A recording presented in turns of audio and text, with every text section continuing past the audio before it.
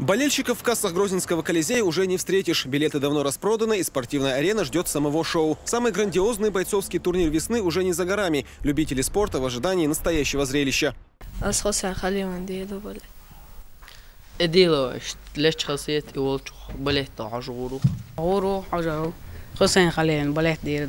Грозная битва представит зрителю 16 захватывающих боев. Из них 4 предварительные и 12 основных. Помимо сильного состава участников поединков, турнир посетят и звездные болельщики. Ожидается приезд чемпиона UFC в полутяжелом весе Джона Джонса, временного чемпиона этой же организации Фабрисио Вердума. Также могут приехать известные лица из Беллатора и Страйкфорс. Ну и, конечно же, главный болельщик Абдулкерима Идилова Рамзан Кадыров.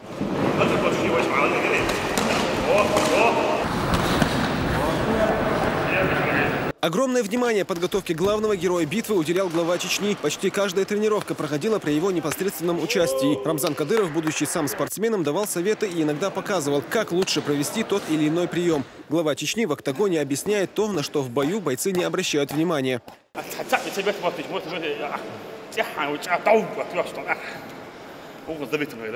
Одному из лучших чеченских бойцов готовиться к грозной битве помогали и именитые спортсмены. Обладатель пояса чемпиона мира М1 супертяж Максим Гришин, пятикратный чемпион мира по К1 Владимир Минеев, мастер спорта по боксу Валерий Давыденко и немало других. Забери под себя забери. Вот тогда, если я на тебя пойду. Второй участник главного боя турнира Тиагу Монако Тосату имеет на своем счету более 30 побед на профессиональном уровне. За большую карьеру соперник Абдулкерима выигрывал у многих именитых бойцов. Идилов вместе с главой Чечни уже просматривал поединки Тиагу Монако и уже, наверное, поставил определенный план на предстоящую встречу. Мы уже знаем, как с ним работать, и полностью изучили. И для нас он никакой опасности там со стороны профессионализма не представляет. И по духовности, там, смелость, все у нас есть. Финансовую поддержку турниру оказывает региональный общественный фонд имени Ахмата Хаджи Кадырова. А все зрители, пришедшие на грозную битву, бесплатно получат футболки с эмблемой республиканского спортивного клуба «Ахмат». Их в Колизее в тот вечер будет как минимум 5000. В своих прогнозах эксперты немного разделились. Однако в пользу Абдулкерима, у которого 13 побед в 16 боях, слагаются больше. Тем более сейчас чеченский боец находится в своей лучшей форме, что подтверждают и последние поединки Идилова, которые он завершил в первом же раунде.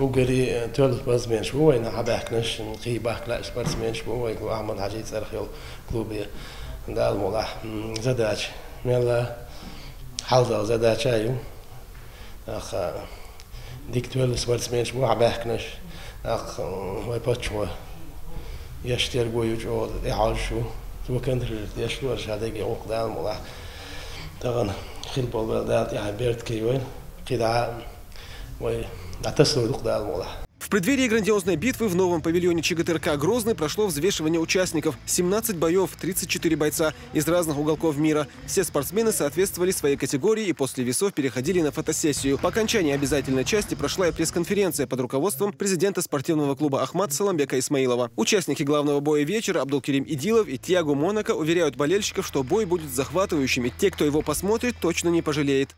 Имя Рамзан Ахматовича знают во всем мире. Стоит нам в переговорах сказать, что Рамзан Ахматович был бы рад вас видеть на нашем турнире. И отказа никогда не бывает в этом плане. У нас огромный административный ресурс. Опять же, это заслуга нашего национального лидера Рамзана Ахматовича Кадырова. За что ему огромное спасибо. Я готовился к Рамзану Ахматовичу. Он мне во всем помогал и рисовал. Так, настрой у меня очень хороший.